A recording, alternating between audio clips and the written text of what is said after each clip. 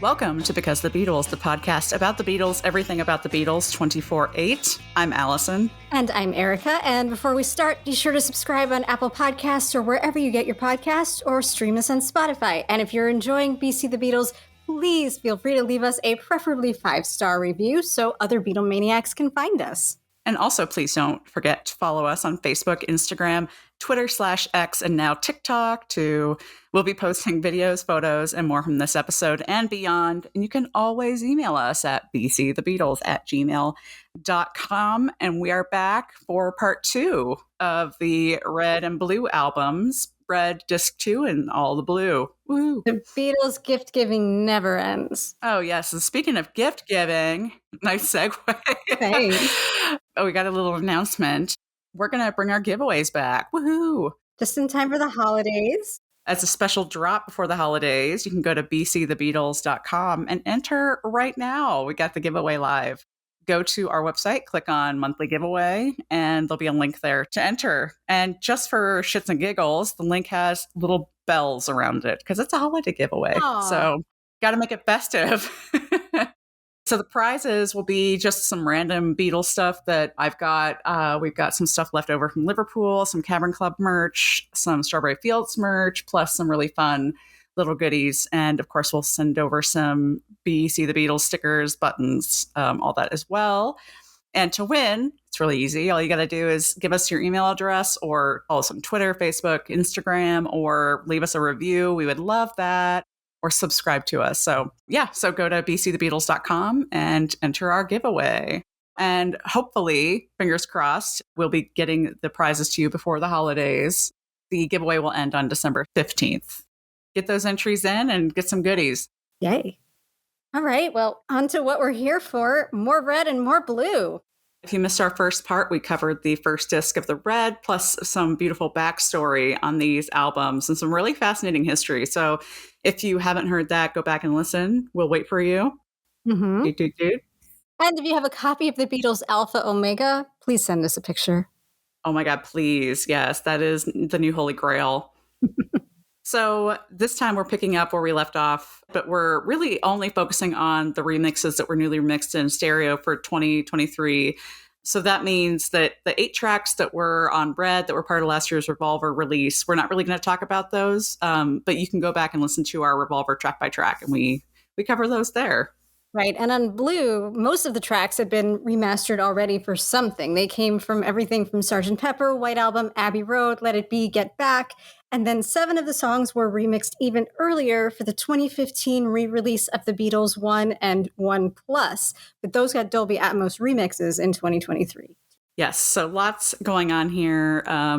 Very excited about the new tracks, though, that got the treatment for 2023. So we'll be discussing those in depth. But first, the Red Album, track by track, and we start with Help. So last episode, I talked a lot about one of the big impressions I was left with this set was the acoustic guitars really kind of getting their moment. And I thought this was a really good example of that, too. You have that really acoustic-driven rhythm part with George and Paul's parts kind of moving in unison with the bass and the guitar, which I loved. That really got its moment to shine here. Yeah, it was another great one for Ringo, too. His fills are highlighted. They're so good. I thought it was a really fun choice by Giles to bring out those 3 guitar notes on the Help chorus. I thought they were just so much louder than they usually are. And again, we're still hearing what's in the mixes, not the song as a whole. And that's just enjoyable. Didn't you feel like the at the end, the very end, was extended? Like, I just thought it hung on for a couple extra seconds. I really enjoyed that. There's some stuff with the fade outs all through, I think. Yeah. I have a lot of notes about the fade outs. It's mostly good. I really enjoy how they sort of like let the song kind of play for an extra couple seconds. Well, if it's there and it's in separate stems and they can pick it apart, I guess it's just something new for us to hear. Let's do it. Yeah. Well, next up, we've got one of my favorites. You've Got to Hide Your Love Away. This one was very much to me like some of the other ones we heard on disc 1, where it was another crystal clear John vocal and that feeling of sitting on the floor in a room with them surrounding you and recording. It was like very visual, like it was kind of a visceral experience. Like remembering that scene in Help and definitely feeling like you were sitting in like John's like pit bed. Yeah, that sunken living room area they had. Yeah, totally. I love that. But you know what, Erica? You know what this really reminded me of? What? Our Blotto Beatles episode. Oh. Really? You can remember the Blotto Beatles episode? Because I really can't. So. I was told I had a great time, to reference Mickey Dolenz here. So if you guys haven't heard it, we were on Blotto Beatles a while ago. It was during the pandemic. And those guys are great. We love them. And each episode of their podcast focuses on a song. And there's a secret word. So we did You've Got to Hide Your Love Away. And the secret word was what? Was it Dylan? It was Robert Zimmerman. Robert Zimmerman. And I don't remember much of it. I still can't drink spiced rum or Fireball to this day. Oh. Listener, it was the drunkest I've ever been in my adult life, before or since. So go listen to it, because apparently it was really good. Don't do it. Oh my God. Not to take, streams away from those guys, but oh my God, I have not been able to listen to it. I don't even want to. I was apparently screaming during it, like scream laughing. I would verify that, but I really don't remember. Those guys, man, they come to play hard. We are not on their level. I bow down to them. I think they're going to be coming to the Fest for Beatles fans in February, so we're going to be able to drink with them in person. My liver is not prepared. But to get back to the track, right. I agree with whatever you said about, just the beauty of it. I think it really shines here. I love this song. Obviously, it references Brian and his personal situation in the 60s. Knowing the track list so well from growing up with the red and the blue, I know that it's going to flow into We Can Work It Out, but I kind of wish, in the spirit of adding the George tracks, they would have stuck I Need You after it. That would have been a really nice George inclusion. Yeah, it's such a beautiful song. But as we said, next up is We Can Work It Out. Just going to state for the record, the guy in the song sucks. Just does, but I love the song. The guy in the song, that like the narrator, the narrator, protagonist, know-it-all guy who's trying to force this fight to go a certain way. I just don't like it. I don't like it. That's true. But I love the song. We'll pretend that Paul was channeling a character. Yeah. It's like the Monkey songs, like a little bit me, a little bit you. Not to bring it back to the Monkees always, but it's like you're a little bit right, I'm a little bit wrong. It's like the opposite of We Can Work It Out, where it's like I'm right, you're wrong. The problem is you. Regardless, I was especially excited for this one because it has one of my favorite John Paul harmonies, the Life is Very Short section. They did a wonderful job with the balance and the blend there. I agree. I just have in all caps, beautiful. This is one of my favorite Beatles songs, period. And the mix is amazing. I've always loved the accordion part, but I loved especially how the fade in and fade out, it really was accentuated in a different way, I felt. And I really liked how the bass drum, it was a subtle nudge up, I think, on Ringo's bass drum, but it added sort of a physical thump to like the listening experience, I felt. Yeah, and that one is one that almost has a heartbeat sort of feeling. So having that bigger drum is great. That's a wonderful way to describe that, Erica. That was beautiful. Our next song, Day Tripper. Another intense screamer. I know. These songs, they feel, I think necessarily they're louder overall because we have so many different parts now that have to be accounted for. And so when you have one of these super high octane songs, it seems to just fit right into his wheelhouse. And these new mixes are just so driving. Yeah, I felt in particular the solo was really like in your face. And then something I never really paid attention to before, but the guitars in the background, I wrote that they're thrashing. That was just the only word that came to mind because it was sort of like they provide this like foundation for the song, but I think here you can really enjoy the texture. Yeah, totally. But at the same time, I felt like this was also a lot smoother than the 2009 remasters. And like this mix really restored a lot of warmth to the track. I'm not a big fan of the 2009 remasters. I know a lot of people aren't. So this song really kind of like righted those wrongs. And, we were talking about like things that were left in that, Giles doesn't change any of the tracks, doesn't edit things that the Beatles did at the time. And I think it's so much more prominent now that somebody made a mistake and said yeah when they weren't supposed to. I love that though. That's such a mamas and papas mistake to make. I know, it's fun. It's at 2:30. I don't know who it was. They just left it in, and I think it's a little bit more brought up this time than it was in earlier mixes, so you can really hear that it's there. And I like it that it's not covered up anymore. It gives personality to the song, obviously. So next up, we have Drive My Car. So when we did last week's episode, you came into it hating a song. What song was that? Yeah, Ticket to Ride. Okay. This is my Ticket to Ride. I do not like it. Really? Oh my gosh, that's crazy. It was a challenge. Like, Giles, make me like it. Because I never liked it. And Paul plays it in concert, and it's always on greatest hits albums. And it's always there. I'm like, I don't like it. I was going to say, you must hate it because he opens shows with it, or did at one point. I'm not sure if he still is. I mean, I'm never going to hate my experience at a Paul McCartney concert. I'm never going to get up and go get a drink during one song or another. But when I'm there and it's that version of the set list, I'm like, oh, all right. Okay. I was about to say, not even during my Valentine, but I forgot you love that album for some reason. I love Kisses on the Bottom. Worst title ever. Best title ever. Oh my. That is a statement. We'll get to the Kisses on the Bottom episode one day. Oh, I'm sure we will. I'm sure. So did this mix make you like the song or help you along the road to liking this song? It did. It did, because it brought out parts of it that I can listen to almost independently and be like, oh, hell yeah, that's an amazing bass line. It might be one of his best. And it's like, oh, wow, now we're adding blues piano to the chorus. And George has such a screaming solo. Like, I can really hear them as individual parts. I think what it is about the song is that I hate the melody so much. Oh, really? Yeah, I just hate it because it's just one note. And it's kind of weird harmony to me. And it just kind of grates in my ears for some reason. The melody isn't as prominent when all of these other amazing parts are kind of brought out. So to me, I really like this richer mix as far as like making me appreciate the song more.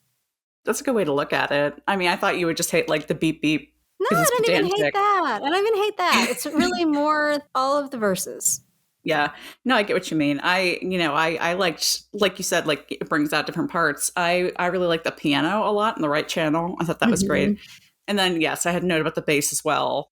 I wrote that it's unsurprisingly more audible, but I never am mad about that choice. I really enjoy when Giles brings out that bass part. And yeah, maybe it's Paul in his ear being like, hey, bass, what? But I love it. He doesn't do it indiscriminately either. I'm never mad about it. Well, next up we have Norwegian Wood.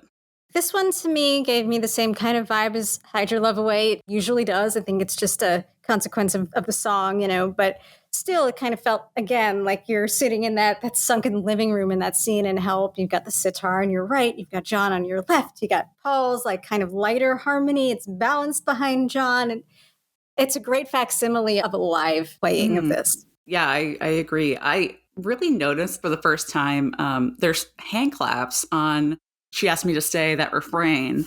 And they've been there the whole time, but I haven't noticed them until now. And I know that it seems like we wax on about how great Giles is, but really it's like we've been listening to these songs our whole lives. And it's shocking to me when I hear things I've never heard before.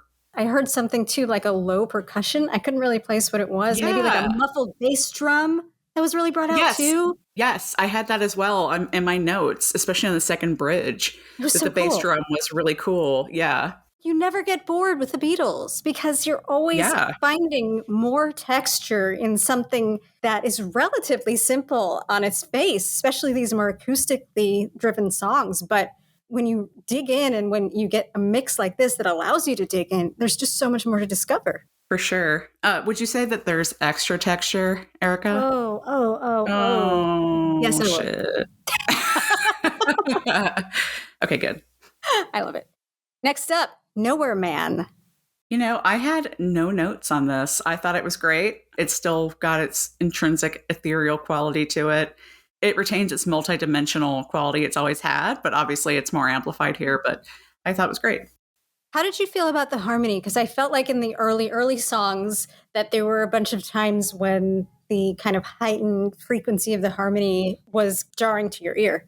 This one seemed smoother to me. I think maybe because it is more dimensional. I think maybe my ear, when it's sort of like dual harmony or even like triple harmony, it's more grating. I hate to use that word, but it's more grating on my ear. But I think for this, because it's almost like, wall of soundy on this track, I think it's a lot more palatable.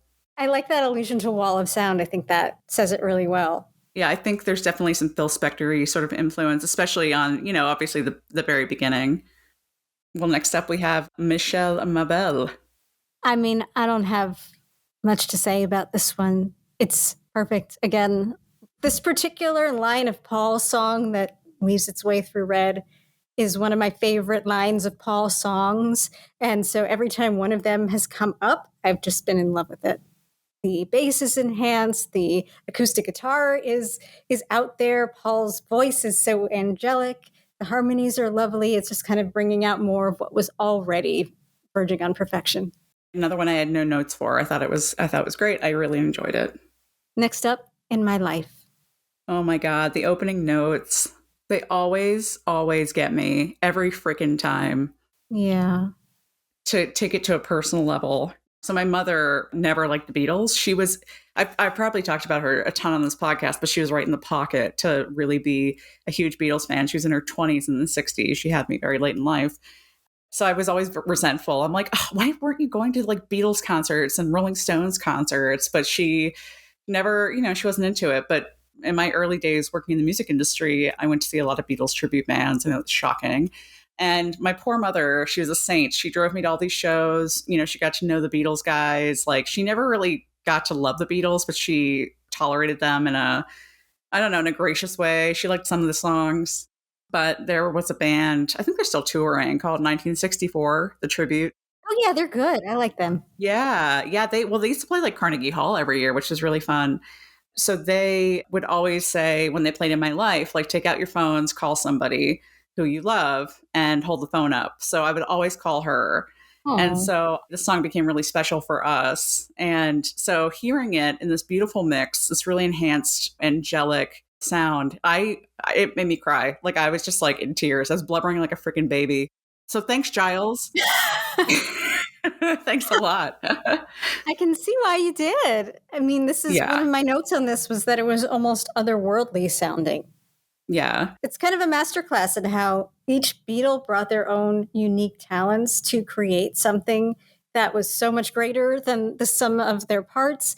And then you have George Martin, and that sped up harpsichord is just so beautiful.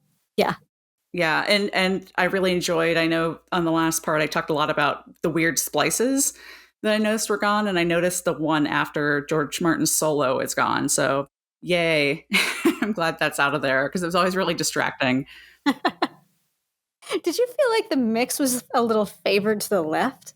I did. I had a note that it was on the left, the organ solo on the left hand.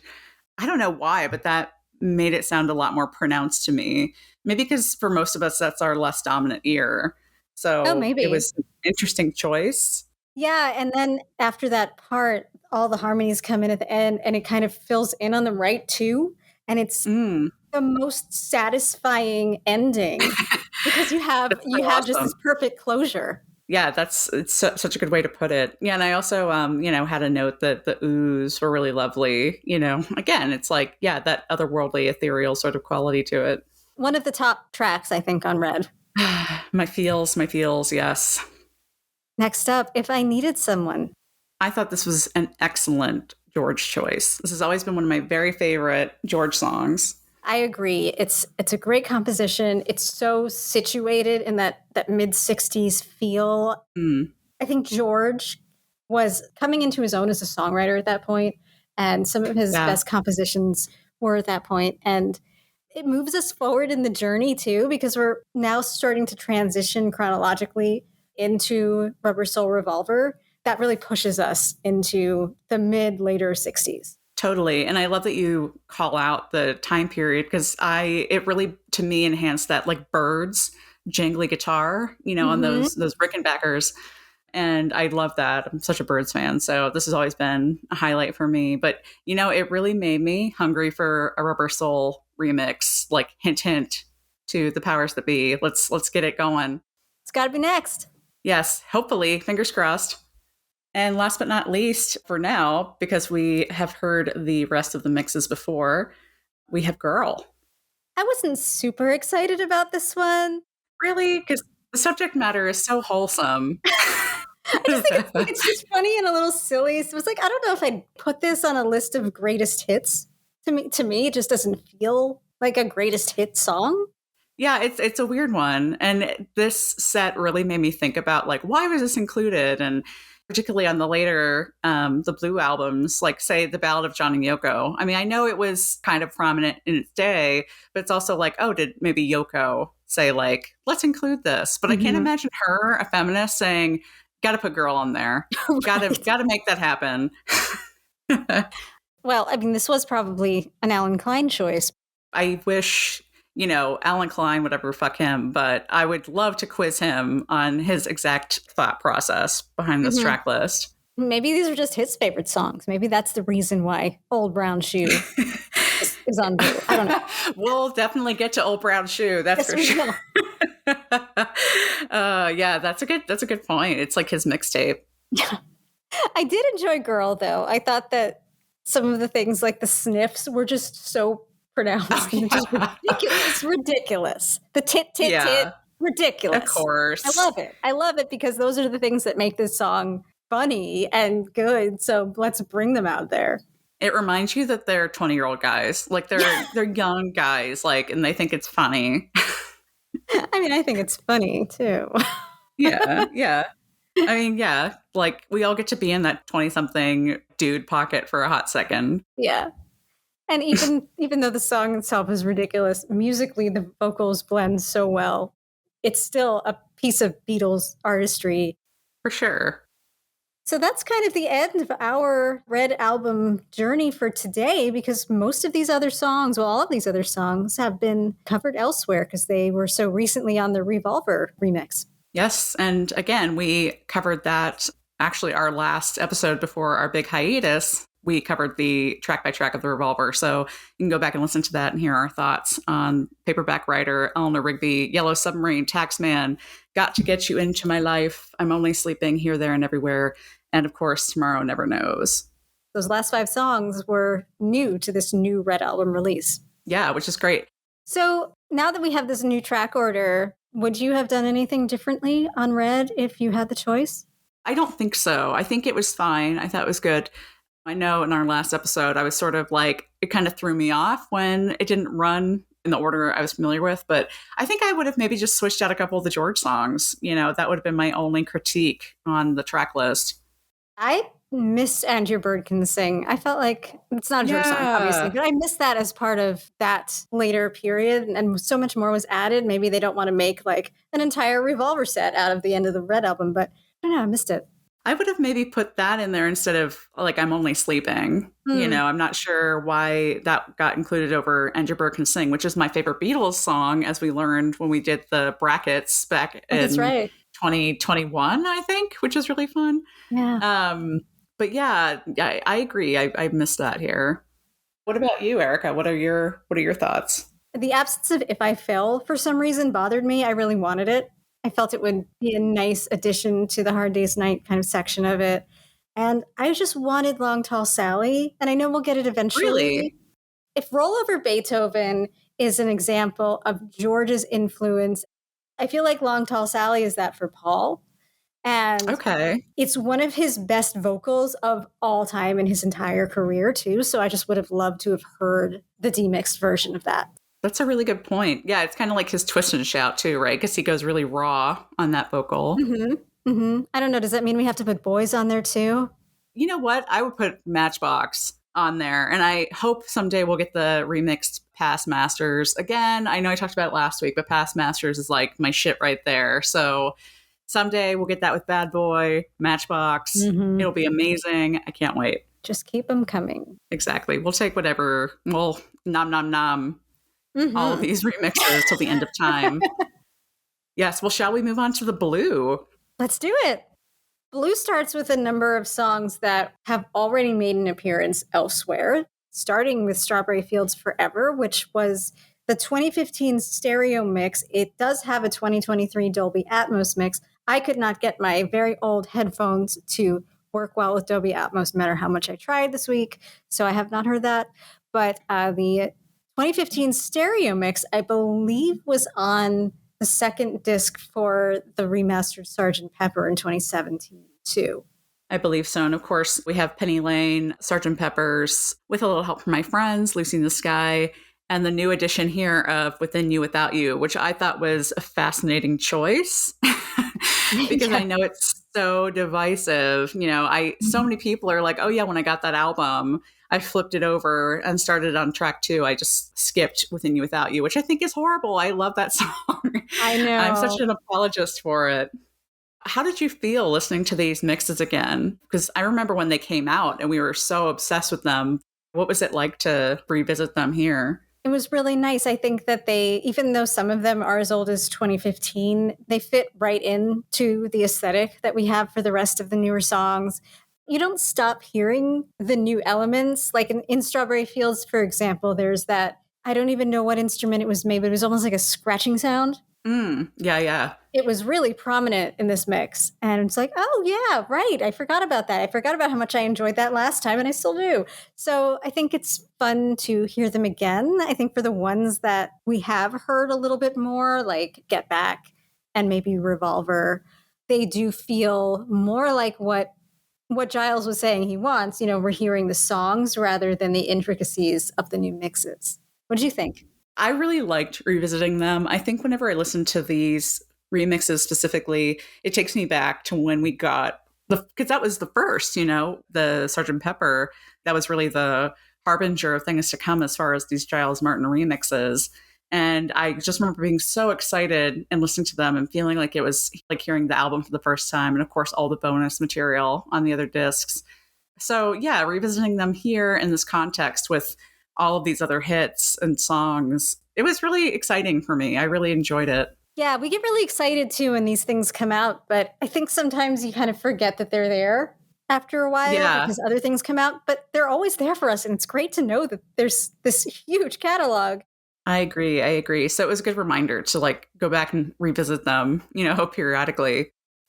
Well, next up we have a new remix, I Am the Walrus. Oh, wow.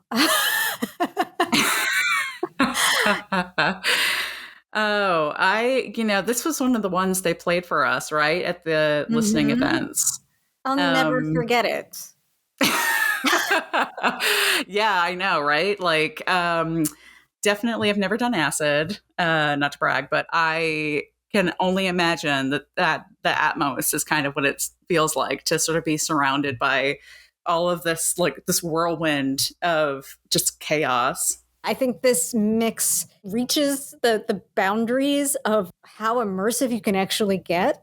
The way the sound swirls around you, like they have to put it inside of you, literally inside of you, to make it more immersive. It's incredible. Yeah, and that's an interesting way to describe it because I definitely agree. This is probably the most immersive that stereo can get. But at the same time, I did feel like it was restrained enough where I didn't think it went off the rails crazy, which, you know, it could be the inclination for something like I Am the Walrus in stereo to make it like pan constantly or to really, really bombard you with insanity, with the exception of the end, you know, with the sound effects.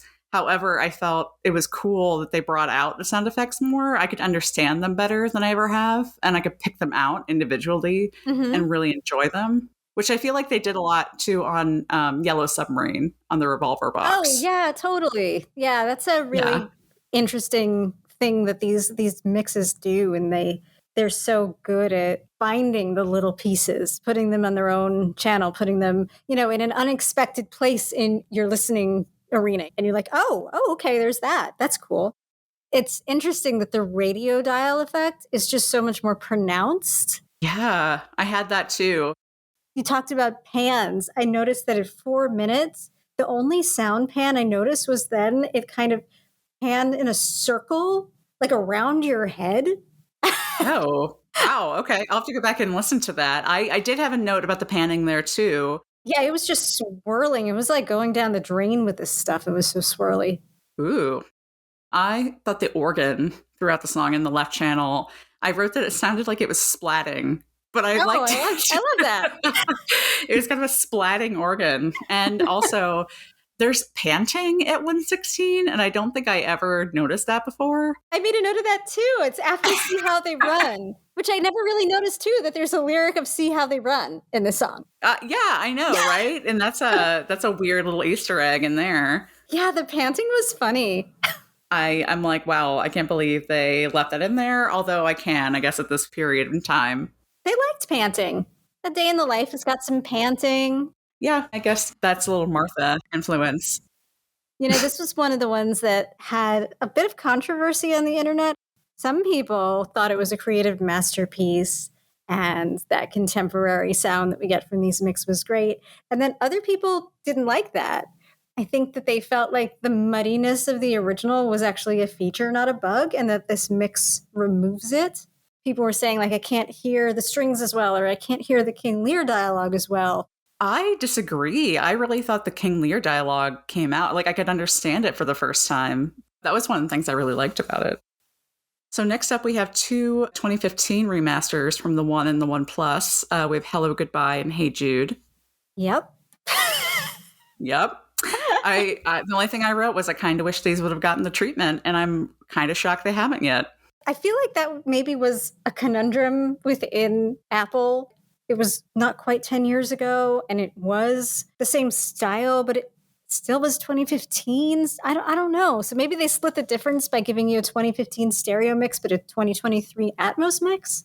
That's possible. That makes sense. I mean, they're not bad. They're very, very listenable, but I don't know. Just been cool to hear something new, I guess.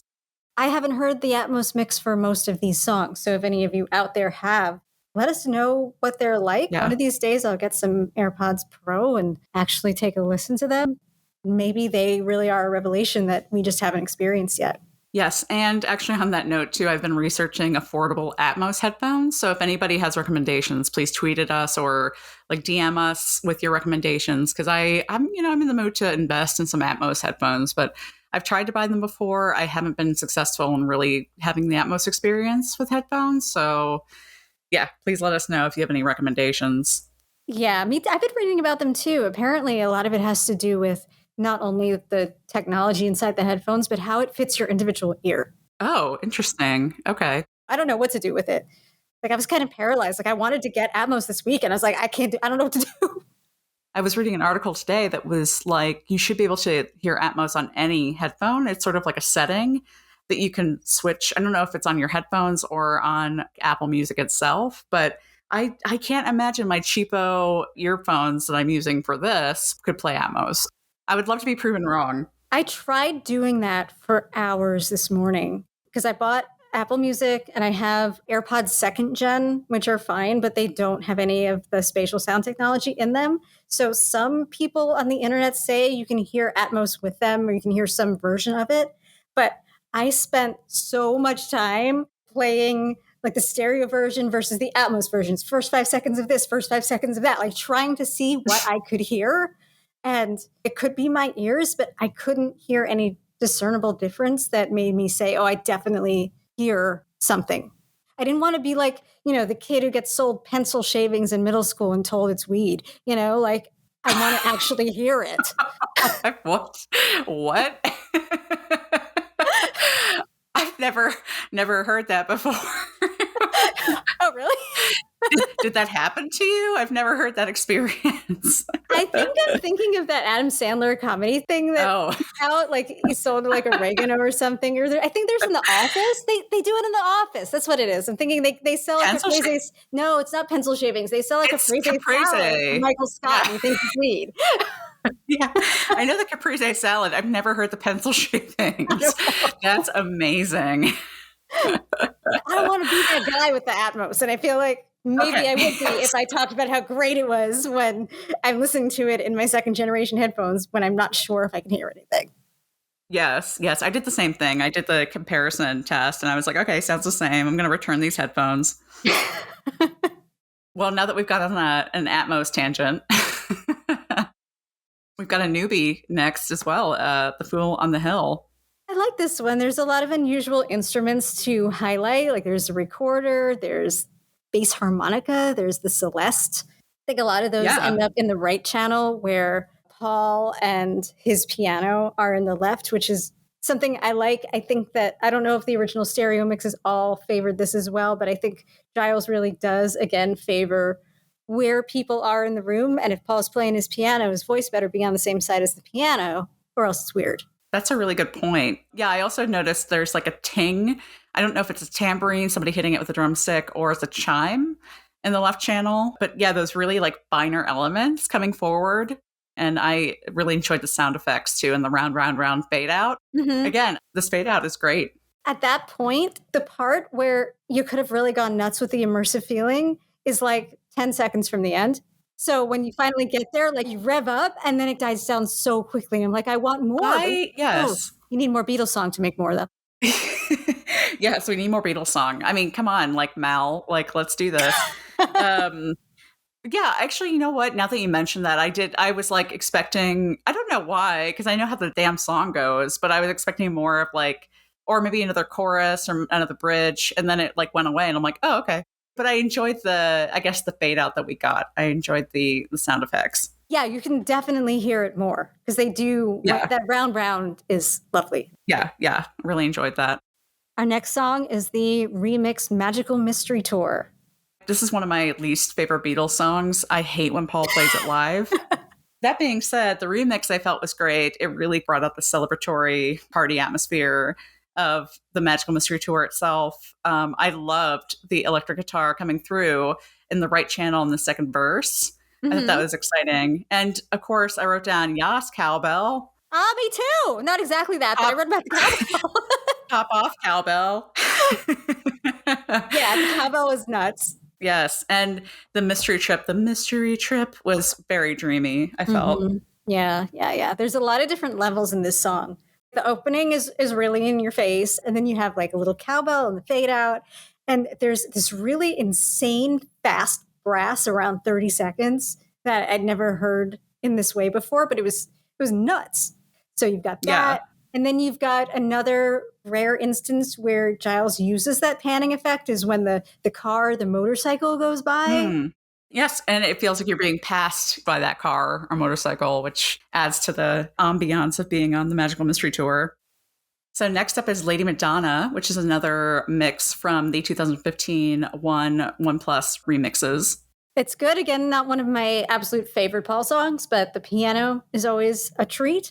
Hearing See How They Run was kind of fun after hearing that same lyric in I Am the Walrus. Yeah, I agree. I had no notes. I thought it was great.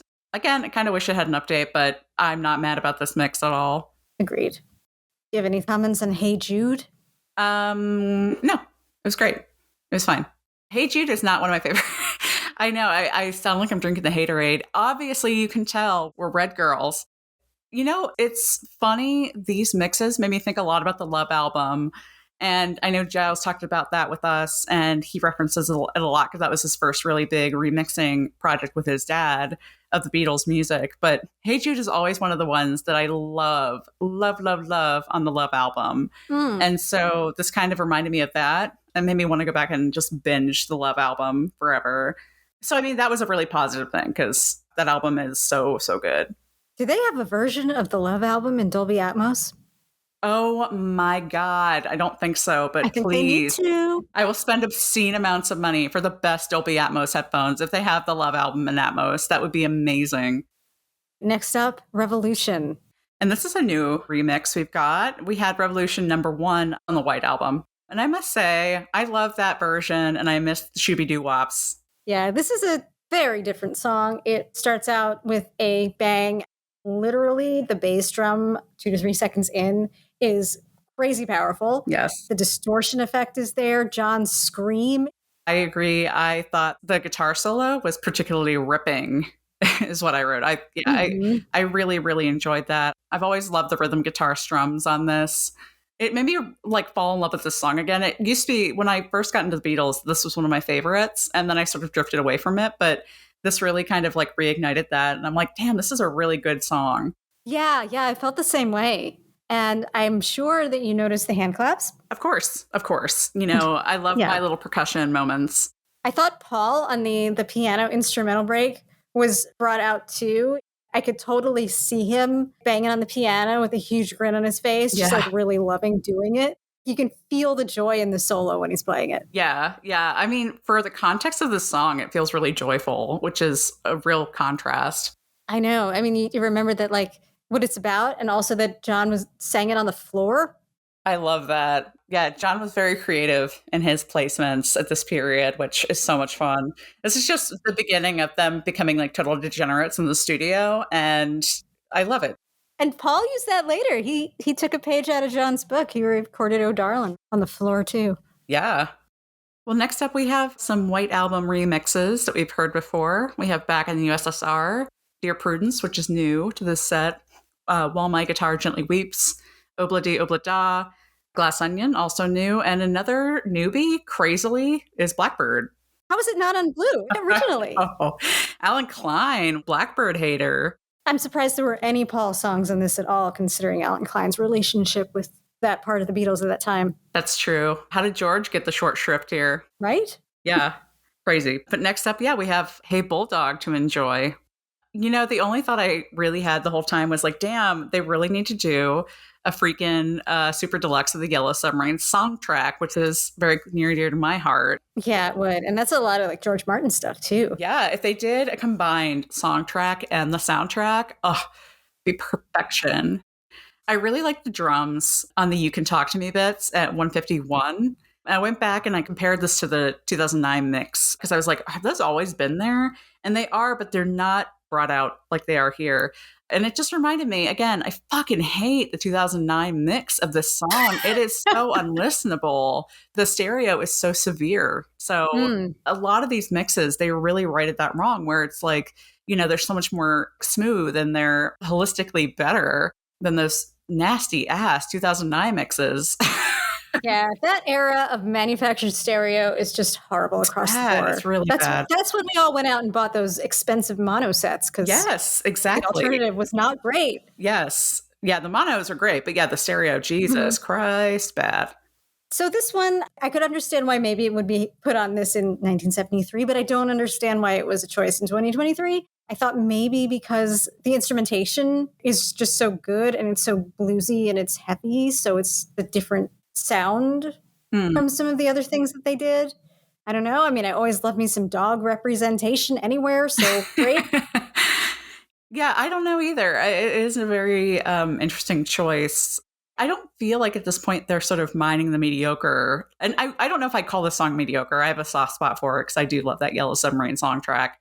I agree with you, though. It is bizarre. It is a bizarre choice. I don't hate it. I just don't understand it. Yeah. Next up is Get Back, which for whatever reason, it's the 2015 stereo mix and the 2023 Dolby Atmos mix. Did we not get a new Get Back for Get Back? I assume we did. Because we have next up, we have Don't Let Me Down, which is from those 2001 Let It Be remasters, Let It Be / Get Back. So I can't imagine that the Get Back wasn't new. I think it was. But regardless, we've heard it before. Again, we've heard Don't Let Me Down before. And finishing out this trio of oldies but goodies, we have the Battle of John and Yoko. Also from those 2015 1 and 1 Plus remixes. But then we have Old Brown Shoe. So... This one goes out to the George sluts. I was going to say, are we going to reiterate Rob Sheffield's comment from last week? The George sluts, yes. This one, God, of all the tracks that were so divisive on this set, this one like lit people up like no one's business. Was it just very polarizing? Some people hated it, some people loved it, or did people just didn't want to hear it at all? This was always on the set. So I think the remix was the thing that people didn't like. And some of it I kind of agree with. One of the overarching comments that I heard was it sounds flatter than a lot of the other mixes. And I kind of felt that too. I felt like it really wasn't as dimensional. Now, given the master tape, like a lot of these had issues. So it's kind of making the best, even with the MAL system of what you can pull from. People are saying that the guitar on the right channel is too low, which I kind of felt as well. But I also thought, the bass sounds awesome in the left channel. That got a bump. But I wondered, I know it's a vocal effect for a purpose, and I know George wanted it to sound that way. I just thought maybe his vocal could have been enhanced a little bit better. I wrote basically the same thing, was that the vocals felt a little back compared to the instruments, Yeah. especially the bass. And the bass part slaps. There's no question about it. But I think the star is the bass in this mix more than any other part of it. Yeah. Yeah, more than the piano, more than the guitars, for sure. And more than the vocals, which is More than weird. the vocals. Yeah, the vocals are buried kind of in the middle. But they definitely feel like they're not the star of the show here. That being said, I think the guitar solo sounds great. And Yeah. I think the organ, and the fade out is great. There are some choices made here that maybe are a little bizarre. But again, like, I don't know if that's because they're working on a problematic master. I have no idea. So wrapping up the Blue albums, we have just a bunch of remasters we've heard before, but we do have some new inclusions from the 2019 Abbey Road remixes. We have Here Comes the Sun, Come Together, Something, Octopus's Garden, Oh Darling, which was recorded on the floor, and that's a new inclusion here. And another newbie, I Want You, She's So Heavy. And then after that, we get Let It Be from the 2021 mix, as is Across the Universe, a new edition, I Me Mine. And then we round out with The Long and Winding Road, and we finish off with a song that is definitely not from 1967 through 1970, Now and Then. I saw somewhere online that they need to change the blue from 1967 to Infinity, which I think is kind of a good. Oh, yeah, I saw that too. Yeah, I I kind of like that. Yeah, I think that's really cute. They should have maybe done that. Maybe they will, in subsequent reissues. I hope so, because it was interesting to have that song here. We've been listening to it a lot as a standalone piece or Back with Love Me Do, but having it as part of this retrospective, it doesn't make sense in the context of Red and Blue. It makes sense in the context of the last Beatles song campaign, start right over with Love Me Do, and it kind of goes full circle. Yeah. Without that story, it doesn't quite make sense in the same way. Yeah, I agree. I wish they would have built the bridge a little bit better. I wish they would put like Real Love and Free as a Bird on here. I kind of miss them going from The Long and Winding Road to Now and Then. I mean, I love Free as a Bird. That's one of my favorites, but I wish they would have been on here. I can imagine why they put Now and Then on this set. Obviously, it's of the moment, and I'm sure people feel like it completes it. But yeah, I mean, there could have been a couple more tracks stuck on here. Maybe just for people like us who have been following the remixes for so many years, Blue isn't quite as revolutionary as Red because we've had so many of them, and because the technology has existed for a while. It would have been nice to hear a few more songs. And I think you're totally right that it would have been great to have heard Free as a Bird and Real Love, because they need remixing. They need Mal right now, those John tracks. It would be amazing to hear them in the same level of quality that Now and Then is. Oh, yeah. Can you imagine? I really, really hope those get that treatment. Somebody asked at my listening event whether they were coming, and they didn't have an answer to it. So I wonder if they are going to redo the anthology. Oh my God. Can you imagine? Oh my God. I know I keep saying, like, can you imagine? But the anthology would be on my wish list of redone. Also, live at the BBC would be a dream. And also, like I've said a million times, past masters, but maybe someday. Well, opening up the early songs now with the new technology has made so many things possible that never were before. Yes. And it's one of those things, like to hear the Hamburg Sessions Star Club remaster. I know. Talk about divisive. I was going to just bring them up, actually, because that's obviously a bone of contention for a lot of people. But I think for things that were properly recorded anyway, I mean, that would be just like a freaking fantasy. No one's getting tired of these releases. So if Apple wants to keep doing it, we're going to keep buying it. Yes, exactly. Take our money. Take all of our money forever. Yep. So I guess let's talk about our final thoughts. I'm really pleased with this. I'm pleased with this, not only, like we said, for the advancements that came with Red, but to have this set remixed in this way is great. Still getting used to some of the additions and their placement in the chronological set listing. Thank you, though, for keeping Something and Octopus's Garden together. I really appreciate that. I did not Yeah, that would realize be how connected those two songs were in my head until I heard the end of Something, and I'm like, it's got to be Octopus's Garden, right?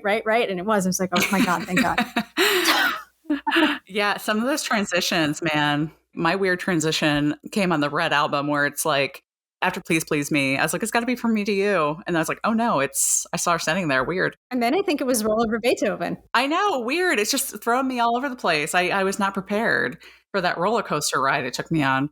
It became very apparent to me very quickly on the Red albums that overall, I think no matter what, I think I just prefer the mono mixes of all these early tracks because that's what they were mixed for. That's what they were created for. I wish, the Giles would maybe remix those as well. I know it's not as exciting as the stereo, and I know these were created primarily for quote unquote young ears, to sound fresher. Giles loves to make the comment that you could hear a Beatles song next to like Dua Lipa or whatever. And my answer to that too is I think these mixes sound a lot better than I think some of the modern mixes that you have on Top 40. So yeah, I mean, I would love to hear some mono mixes of these. I think a lot of people would really want that. Yeah. Some of these I'm like, I got to go back and listen to the mono because it fills my heart with joy. I'm one of those mono people that are kind of annoying, but I appreciate these for what they are. I appreciate their intrinsic value. I'm glad that he left a lot of little quirks in the mixes. I think removing some of those things that we come to know and love and expect would have definitely taken some of the original character away from the song. So I appreciated that. Yeah, and I appreciate that Giles doesn't touch what was done. Yeah. He just remixes what was done. And all of the people that were concerned about the use of AI and things like that, like it's not really there. And you can hear that because there's so many original quirks still there. Yeah. I hear people on the internet bitching about the AI. The AI conversation was really an epic fail by Paul because Paul was the one who brought up AI and the usage of like Now and Then and the John Bogle. The argument could be made, is Mal just a rebranding of the AI, a very smart rebranding?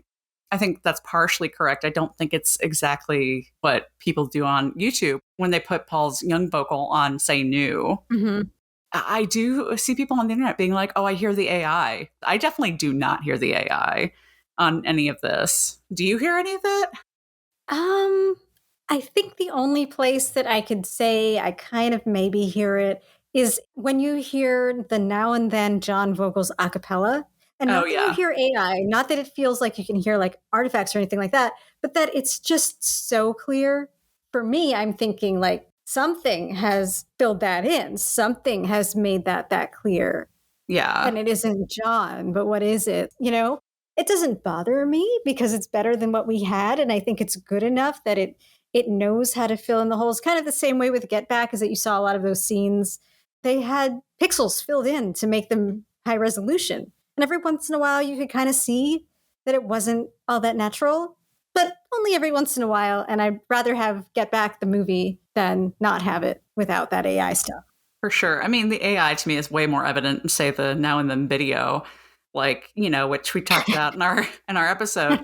Like, if you want to talk about AI, there you go. I don't, it's on the song. We don't have to rehash Now and Then. We did a whole episode about that. But yeah, I would say maybe that's the closest. But on the remixes themselves, I don't pick up on AI. No, and I don't think the Beatles are going down a slippery slope. Like, we're not going to see like hologram John on stage with Paul or something. Like, we're not going there. So God, I hope not. We're still using it in a responsible way.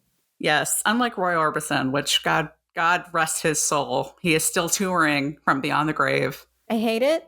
I hate it so much. It's so freaky. So any last thoughts about Red and Blue? You know what? I think the thing that kind of came out the winner, and I've said all the way through, a couple things. Cowbell, yes. Acoustic guitars all the way through, I think got a new life. And the splices. I'm glad they fixed so many of the splices. I don't miss them. I know some people out their ears think it's weird, but I've always been a little bit bothered by those. So I'm glad that they've been fixed in most cases. What about you? What is your final verdict? I love them, especially Red. I love that feeling of being in the middle of the room with the Beatles. I could sit and imagine being in that room forever. And I hope we get more and more of this to enrich our understanding of what those earlier years were like. Yeah, I agree. And I hope it sets the stage for many more remixes of the early stuff. Yeah, for sure. Well, that wraps up our coverage of the Red and Blue albums. Very exciting. And the Now and Then, and all of these amazing, amazing new things we have coming out. But next time, we'll be talking about the paperback release of Paul McCartney's The Lyrics, 1956 to the present. And we'll have a very special guest. We're going to have Paul Muldoon come and join us. He, of course, as you guys probably know, he's a Pulitzer Prize winning poet. And he's the editor of both editions. If you picked up the hardback special edition version when it came out, or this paperback version. And he's got his own little podcast to accompany the book. So very, very excited for that. I'm so excited for that. I know. I can't wait. He's going to be so much fun to talk to. Yes. And until then, as always, subscribe on Spotify, Apple Podcasts, wherever you're listening right now. Please, please give us a rating and review so other Beatlemaniacs can find us. And follow us on Facebook, Instagram, Twitter/X, and TikTok. We'll be posting photos and more from this episode and beyond. Remember, you can always email us at bcthebeatles.com to let us know what you think about Red. Let us know what you think about Blue. Let us know what you think about Now and Then. And we'll see you next time. Bye-bye. Bye.